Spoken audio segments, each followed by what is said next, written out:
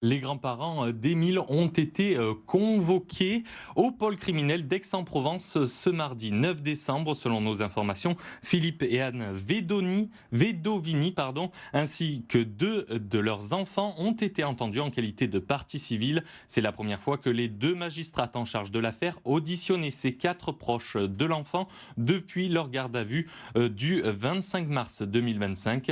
Le reportage de nos confrères de BFM TV.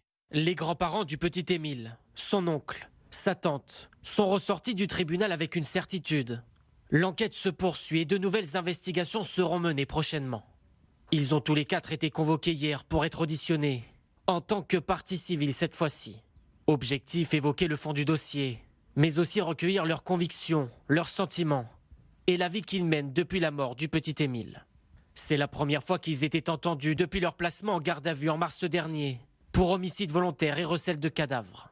Ils en étaient ressortis libres, mais ils le savent.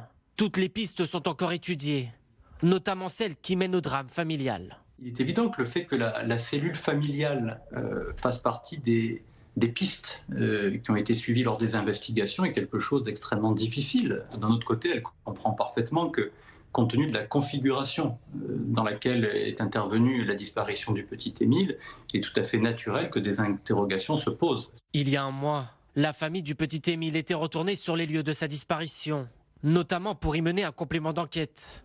Ils ont depuis fait part de leur avancée à leurs avocats respectifs. Avocats qui pourraient déposer un dossier sur le bureau des juges d'instruction et demander de nouveaux actes d'enquête. C'est le fruit de leur réflexion, de leur travail. Il faut savoir que maintenant les parties civiles vont pouvoir participer eux aussi à la manifestation de la vérité. Joint par téléphone, le procureur d'Aix-en-Provence assure que l'enquête se poursuit.